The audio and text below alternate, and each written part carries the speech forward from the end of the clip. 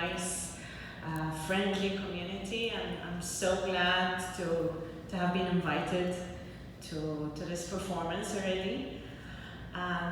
I've been writing for a very long time, and I also write creative nonfiction for a living.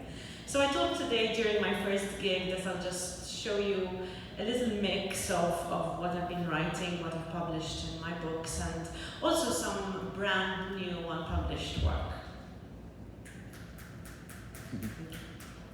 So my first book is called Pomegranate Heart, and this is the title poem, Pomegranate Heart. She counts the seeds of my pomegranate heart, the same, always the same. No matter how many times she counts. Her fingers are stained, and though she may wash and scrub, there I will be, in her skin, lodged in places where she cannot wash me out.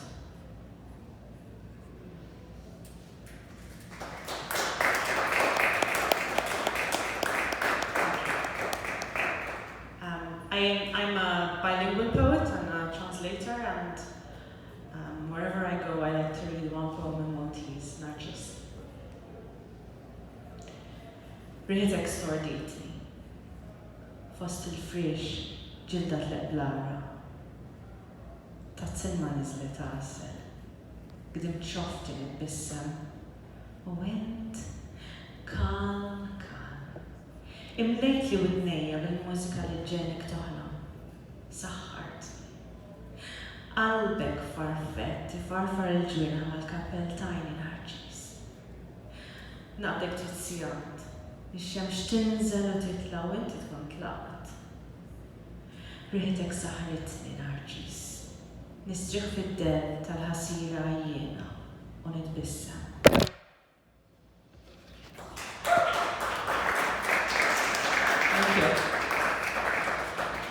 Maltese poets really like to write about the sea because we are, we're island people, and the Mediterranean Sea is special for us. And you'll find, if you read Maltese poetry, that we talk a lot about the sea and the light and the saltiness, and somehow it finds its place in a lot of our poems. You smell like a memory of the sea. This is for my husband. You smell like a memory of the sea. And I remember which day you swept me off my feet, but gently, a toe still drawing lines in the sand.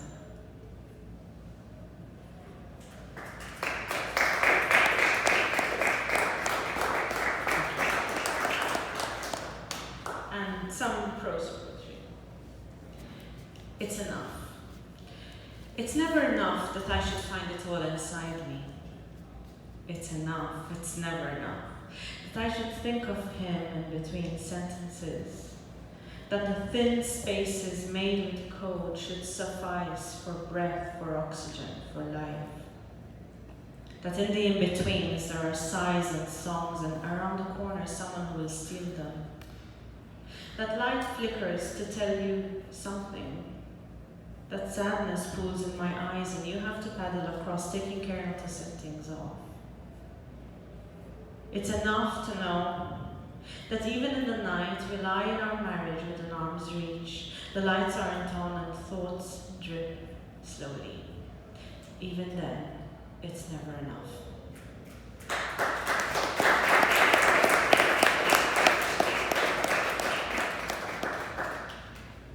In January, I wrote a poem every day. I was part of a challenge, which starts again tomorrow, and I'm really not prepared for it, but this is one. This is actually day 30. I survived.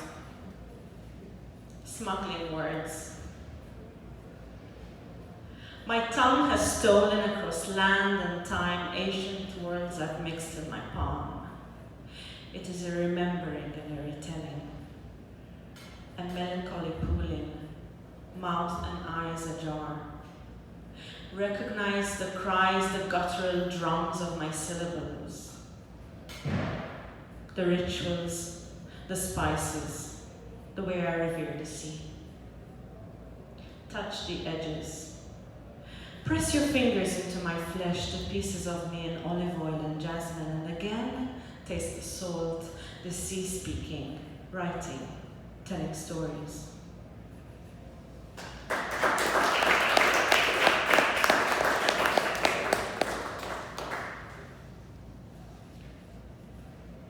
And this is some prose. I apologize in advance because I will be singing and I've never sang on a mic before. But you're a month friend. Hopefully nobody will check me out. It's called Rebel Yell. In the midnight hour, she cried more, more, more. They called it the Lamborghini. And if you looked at it, you could tell why. Sleek, chic, suave. You could hold it at the end of your cigarette holder, lips puckered just a little like the French. Of course you couldn't. The Lamborghini was an item of clothing. But that's how it made you feel, drunk, high, a status symbol. Twiggy wore it. Twiggy wore it and was photographed. That's the important part, baby. And with a rebel yell, she cried more, more, more. I simply had to have it. I would wear it in such a way that my wrist showed, and I'd make sure you looked. I would be transformed in it, taller, always giving you a little less than you wanted, always a little more than you deserved. I imagine what actually living in it would be like. I could do everything in this. I could walk the dog with sunglasses on. I could stand at the counter in Rome drinking ristretto because I didn't have enough time to sit. I could balance on kitten heels in the underground in London, clip my way through the Met in New York on a Friday afternoon. I could fry an egg, barefoot in the kitchen in it. In the midnight hour, baby. It was not your conventional wedding outfit, but then I'd heard it often enough, and there weren't many people left to disappoint, you know? My mother barely batted an eyelid, but I could see the brow of disapproval. It appeared for a prolonged second. It's a flattering style, she said, because looking better than I look was always of utmost importance. And with a rebel yell, more, more, more. I bring it out every year on what would have been our anniversary. My fingers can no longer maneuver the buttons. I hang it up, sit on the bed to look at it. I even give it a couple of over-the-shoulder flirtatious looks. Then I make my way to the bedroom. I step into another life, the one I have with you now. I walk the walk with you, babe, 1,000 miles with you. You always smelled so good, my darling, but now behind the ticking and dripping of your medicines and the things keeping you alive, keeping you beside me, there's barely a caricature of that smell. Your breath is the inside of a cupboard I haven't opened in too long. And when I step in here, my voice is inside my chest, bubbling, remembering, remembering.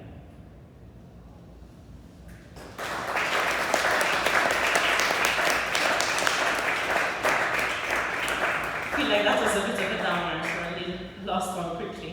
A cure for recurrent underwater dreams. In the undercurrent of rapid eye movement, you'll find words of echoing waters that have now, until now, escaped your peripheral vision. You'll find added treasures, underwater pleasures, the mysteries of darkened doors. Return. Keep the dreamy memory ticking over, bubbling as the broken thermometer fails beneath a surface scarcely moving. Go back at every chance. Do not stir the memory, do not uncover it. Let it come to you. Let it become a second skin, let it melt to the touch. One day, as you look into the pot, a hand will reach out. Take it. Let it pull you in. Emerge at an ancient tower, pebbles and scattered seashells underfoot, and never, ever wake up. Thank you.